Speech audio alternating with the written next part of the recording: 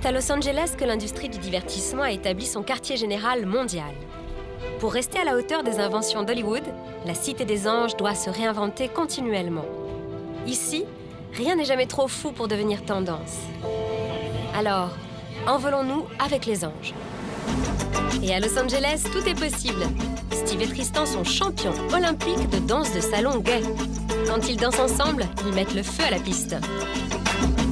Matt conçoit de vraies poupées pour adultes. Si le mariage vous fait peur, votre prochaine compagne pourrait bien vous être livrée en boîte.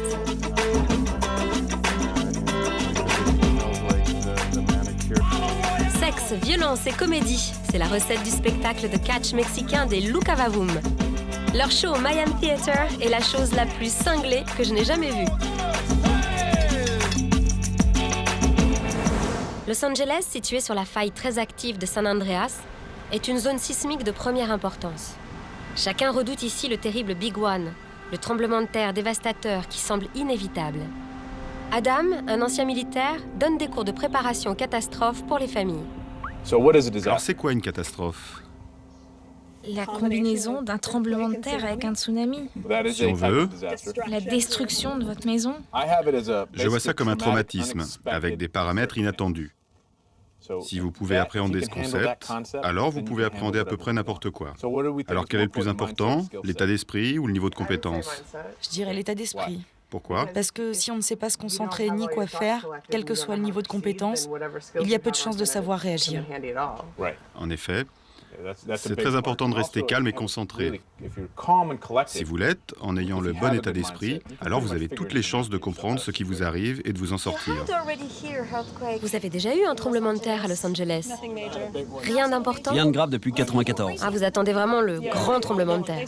On dit que c'est inévitable et que ça va finir par arriver, alors tout le monde s'y attend.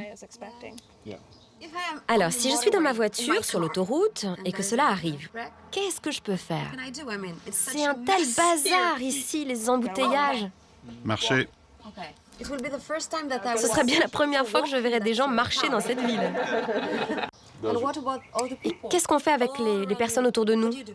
Je continuerai à marcher. Ah d'accord, il faut continuer à marcher. Organiser les recherches et les secours, c'est la mission des autorités. Ils sont payés pour le faire. Mon truc à moi, c'est de faire en sorte que ma famille soit en sécurité. Après, on doit pouvoir tuer des animaux pour se nourrir. Il y en a plein de super, même en ville. Des opossums, des ratons laveurs, et puis tous ces écureuils. Tous faciles à attraper. Des renards aussi. Oui, des renards et des coyotes. Les chats aussi, les chiens. Les chats et les chiens. Je suis partant pour tout. Tout cela est savoureux. Et si c'est le chat de quelqu'un? Qu'est-ce que vous avez fait pour savoir tout ça? J'ai grandi dans un milieu extrêmement pauvre. Alors, on devait faire ce genre de choses et apprendre à gérer. Qu'est-ce que vous voulez dire? On devait élever des lapins.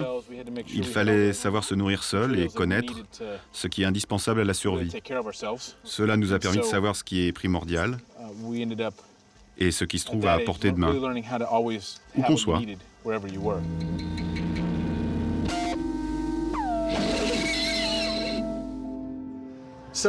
Alors, état d'esprit versus compétence. Que se passe-t-il si on se retrouve seul, compétent, au milieu d'une foule qui panique et qui fait n'importe quoi? Les gens qui sont sujets à la panique, on ne peut rien faire pour les raisonner. Je m'arrange pour ne jamais traîner avec des gens susceptibles de s'y laisser aller à la moindre occasion. C'est pas mon truc. Et si je veux pouvoir échapper aux catastrophes, je ne m'approche pas d'eux. Ces gens vivent sur un mode conscient de victime, à toujours partir en vrille, quoi qu'il arrive, et à passer de drame en drame au quotidien. Je reste éloigné de ces gens. Je n'ai rien à voir à faire avec eux, parce que si quelque chose arrivait, je serais obligé de les prendre en charge.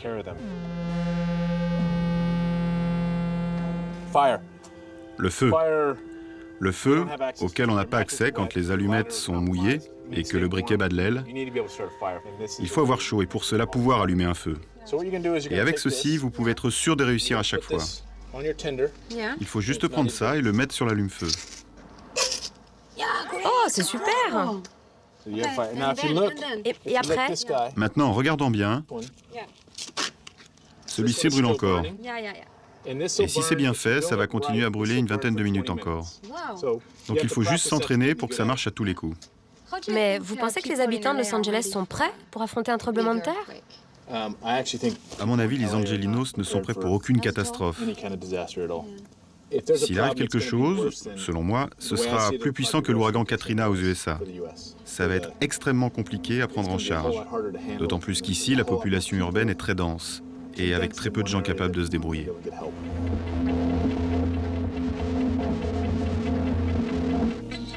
En attendant que la catastrophe arrive, pourquoi ne pas aller dépenser son argent en soins de luxe pour ceux qui nous sont chers?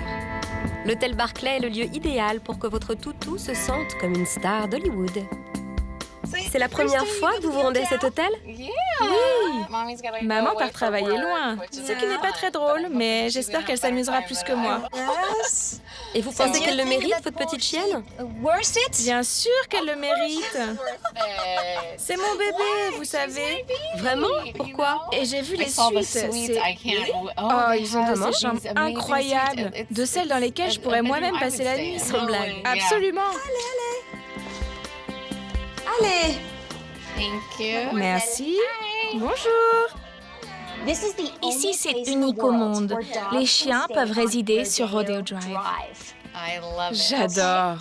Alors, bienvenue à Rodeo Drive. C'est incroyable.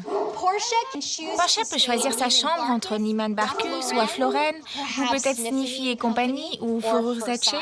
Yves Saint-Bernard. Je crois qu'on a trouvé. Tu aimes Portia? C'est là que tu veux te poser? Alors dites-moi pourquoi vous l'aimez. J'adore la déco. Le lit est adorable et les petits coussins. Et elle coûte combien pour la nuit, cette chambre? 72,50 $. 72,50 $ la nuit? Vous savez, on ne dépense jamais assez d'argent pour nos petits chéris. Alors, Portia, tu veux rester combien de temps? Eh bien, c'est pour une semaine. Une semaine, super, parfait.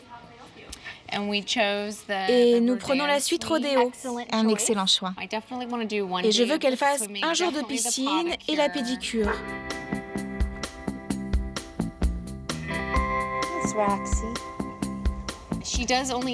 Elle ne mange que du bio. Vous avez ça? Bien sûr, nous avons les meilleurs produits pour nos invités canins. C'est inclus dans le prix de la chambre.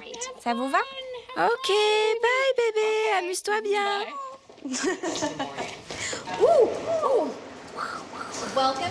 Bienvenue au salon de beauté et spa Portia. Salut Portia. Comment ça va? Portia, quel est ton rose préféré alors? Portia, dis-moi, celui-ci te semble bien? C'est beau, Portia, ta maman va être contente après ça. C'est le même vernis à ongles que pour nous? Non, c'est un vernis spécial chien. Je crois que Portia adore. Est-ce que c'est la chose la plus excentrique que l'on trouve chez vous? On a des chiens qui veulent aller chez McDonald's, des propriétaires qui tiennent à ce que leur chien joue dans la piscine, des chiens qui veulent faire leur bar mitzvah. Non, vraiment? Oui, et des mariages sacrés. On a aussi organisé des anniversaires. Tout est envisageable au Barclay pour satisfaire les chiens et leurs maîtres. Donc vous pouvez vraiment tout organiser? Oui. Portia, prête pour le massage?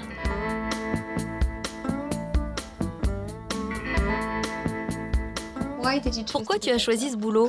J'adore masser les chiens. Ouais. Ça va? Tu te sens bien? Tranquille? Il masse bien? Ouais? Combien de massages pratiques-tu par jour? Entre 3 et 4. 3 ou 4, pas plus. Bon, De la pure relaxation à ce niveau. on dirait qu'elle tombe amoureuse de toi, là. Elle est folle de toi, c'est clair. Bon, dis donc, elle adore, hein?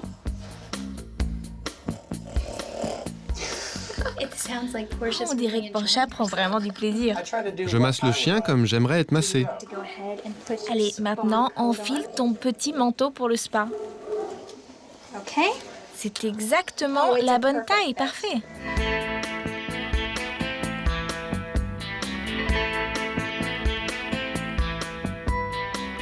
Tu vas lui lire une histoire? Oui, Vraiment? et c'est bientôt l'heure. C'est les 101 dalmatiens. Soudain, on a entendu un camion freiner violemment dehors. C'est Horace. Il faut y aller, dit le colonel. Regarde, Portia, ces chiens n'ont pas de jacuzzi, pas comme toi.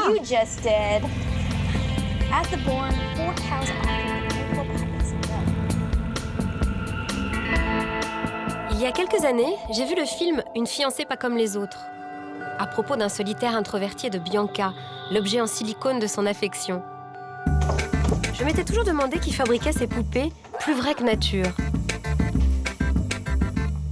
Alors, j'ai décidé de rencontrer leur créateur, Matt McMullen.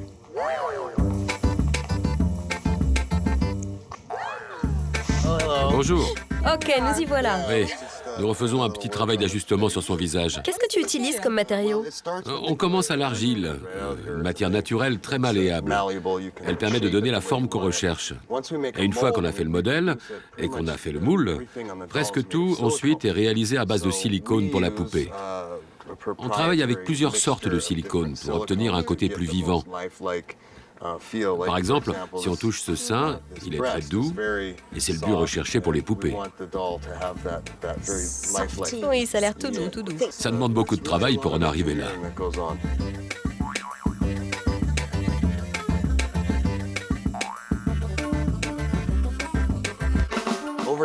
Par ici, c'est plus excitant parce qu'on voit le résultat obtenu une fois le produit fini. Là, on a un exemple d'une poupée quasi prête à être livrée dont le client a précisé les spécificités, comme la couleur de peau, avec un souci du détail jusqu'aux ongles des mains et des pieds. Ah oui, avec ou sans poils pubiens aussi. C'est vraiment ce qui attire les consommateurs. Ils peuvent créer la femme de leurs rêves et posséder une poupée qui lui ressemble. Alors, tu me parles de tes clients. Qui sont-ils? Eh bien, contrairement aux apparences, la plupart des clients que j'ai croisés sont des gens normaux et aimables. Il n'y a vraiment rien qui cloche avec eux.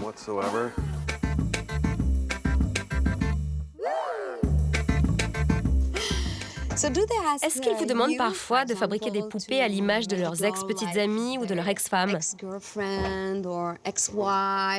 Oui, bien sûr. Beaucoup envoient les photos de leurs femmes décédées, dont ils sont séparés, en disant « c'est mon ex et je ne pourrai jamais cesser de l'aimer. Alors faites-moi une poupée qui lui ressemble. » C'est dingue! Et ils peuvent avoir des relations sexuelles, les nourrir?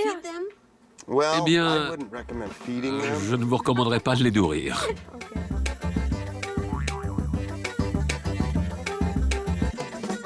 C'est bizarre, toutes ces poupées sont maigres. Il n'y en a aucune de bien en chair. Non, on ne fait pas de filles bien en chair. Tu ne fais pas ça. Non, Tu pas ne de fais pas grosses. des grosses filles. Non. Non, la raison à ça est le poids. La plupart des modèles varient de 33 à 60 kilos. Mais il existe des modèles qui sont plus ou moins voluptueux, avec des courbes plus ou moins marquées. Mais aucun dont on peut se dire « Waouh, elle est grosse ».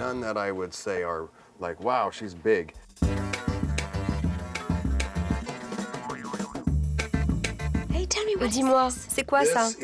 C'est une revue de Dolce Gabbana, publiée il y a 2-3 ans. C'est toi qui as fait les poupées? On leur a même fait des modèles uniques pour l'occasion. Et quelle était leur demande précise pour ce catalogue? Eh bien, j'ai travaillé en étroite collaboration avec leur directeur artistique. Et on a mixé des éléments corporels de 3 top modèles. On en a fait un top parfait, qui nous a pris 4-5 mois de réalisation. Et ensuite, on a dupliqué la poupée. J'adore celle-ci sans les yeux. Mais ce n'est pas tout. Pour la mode, j'en ai aussi réalisé 4 pour le magasin Prada de Beverly Hills. Et tu n'en as pas une dans une navette spatiale? Pas encore. Mais ça semble une bonne idée pour que les astronautes se sentent moins seuls dans l'espace.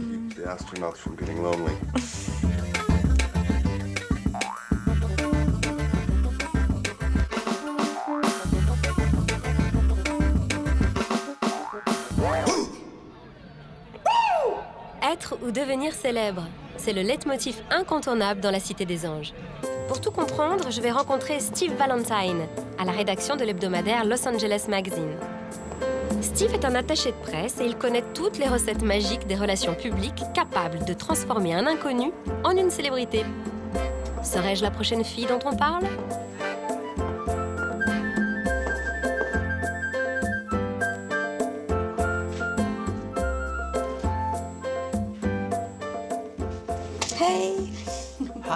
Salut Emma. Salut, comment vas-tu? Très bien et toi? La limousine est bien venue te chercher? Oui. Bien, c'est comme ça qu'on entre à Hollywood. Ici, tout est question d'apparence. Merci beaucoup à toi, parce que je ne savais pas comment m'y prendre. Ah, on ne sait jamais qui t'observe ici. Il faut surveiller ses arrières.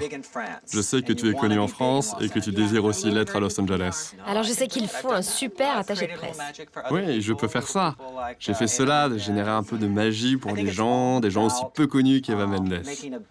Tout est question de proclamation et de point de vue. Il faut se distinguer et faire quelque chose qui sort du lot. Pour toi, je vois bien cela comme une session photo marquante qui te donne l'air à la fois sexy et belle. Non pas que tu ne sois pas. Mais ici, pour se distinguer, il faut faire les choses en grand.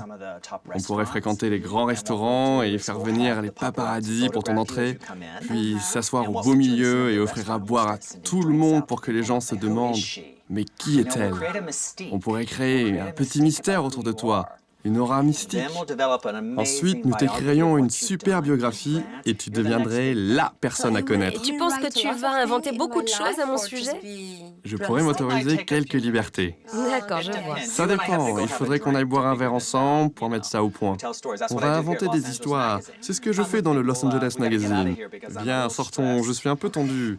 Je serai très excité de travailler avec toi parce que je pense pouvoir t'aider. Les 3 choses que je pourrais faire pour toi seraient que tu passes aux infos télé. Ensuite, faire publier des papiers sur toi dans les magazines et enfin t'envoyer dans toutes les sorties mondaines. Tu pourrais peut-être aussi me trouver un petit ami pour l'occasion. Je peux me faire passer pour ton petit ami. Oh, d'accord, d'accord. Comme je suis proche de toi, je sais tout ce qui se passe et je peux te protéger. Mais dis-moi, tu m'as parlé d'une surprise, non? On va aller se détendre, puis je te montrerai ce que je fais de mes soirées. Mais il faut que je me change. J'adore les surprises, mais je ne m'attendais vraiment pas à celle-ci. Tu me trouves gros? Non, enfin... Robbie dit que je suis gros.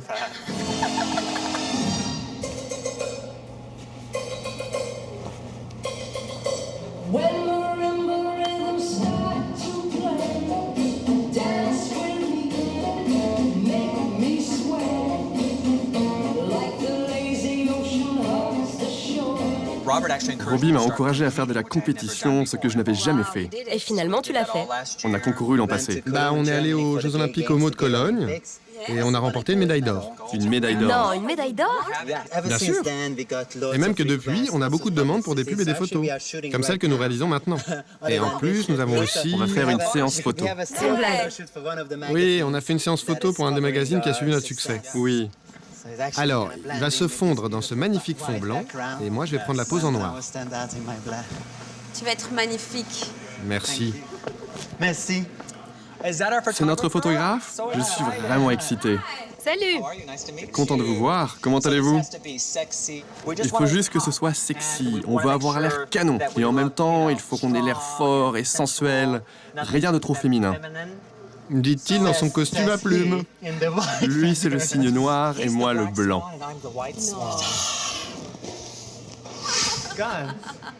Regarde, elle n'arrête pas de rire.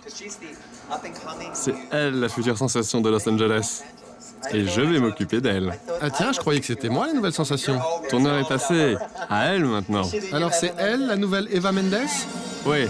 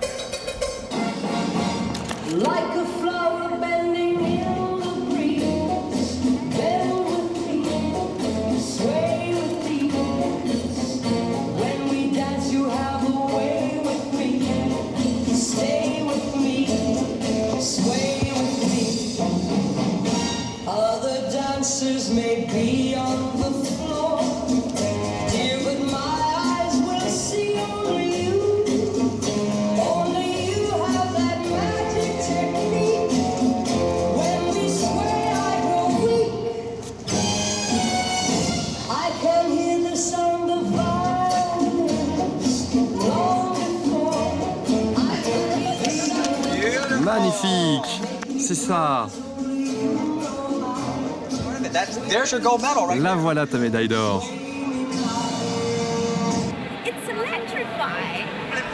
Le Los Angeles, c'est décidément l'endroit plus que nulle part ailleurs où le public adore les spectacles décalés. Quand je suis venue voir pour la première fois le show de Luca Vavoom, je n'étais vraiment pas sûre de savoir à quoi j'allais assister. Le catch mexicain sonne toujours mieux dans sa langue maternelle. Veuillez applaudir.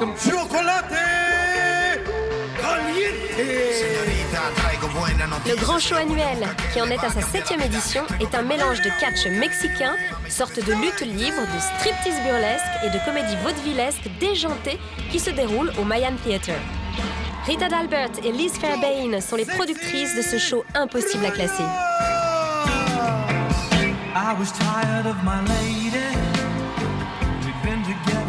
Bon alors, la lucha vavoom combine le catch mexicain, le striptease et la comédie. On peut affirmer qu'il est assez particulier dans son genre. Et oh là là, mon Dieu! Et c'est assez dangereux. Do rag, do rag, do rag. Back it up. Et dis-moi, qui vient voir vos spectacles?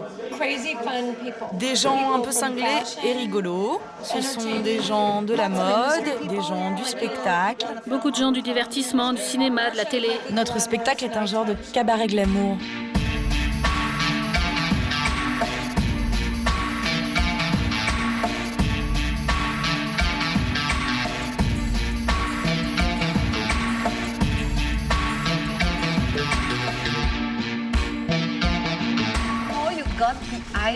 Qui a eu l'idée de faire ce spectacle? Le catch mexicain est vraiment très drôle et excitant à la fois. Et Liz savait que beaucoup de gens sur Los Angeles adoreraient. Il existe d'autres lieux de catch et les gens huppés n'y viennent pas. Hein. Et puis, on s'est dit que personne qui combine sexe et violence ne perd de l'argent. C'est vrai. Ah, c'est ça votre idée. Exactement. Sexe et violence. Oh!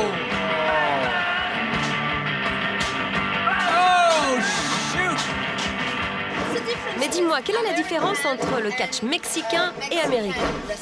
Le catch américain, c'est deux méchants qui s'affrontent, alors que dans le mexicain, c'est la lutte du bien contre le mal. Tout le rituel tient au masque et c'est fascinant parce que les catcheurs ne peuvent pas être démasqués. S'ils le sont, ils ne peuvent plus le remettre. C'est la honte. Raconte-moi un peu justement ces personnages. Là, ce sont les poulets cinglés. Vous les voyez bien? Ouais, les grands favoris. Ils sont dingues, ça s'arrange pas. Ils combattent vraiment comme des coqs.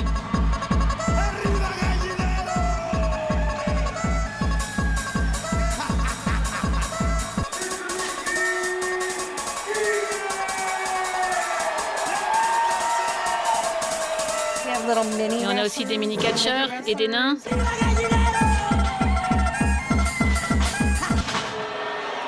Et toi, tu participes au spectacle? Oui, je me dessape. Si. Et elle chante? Je suis la reine du striptease.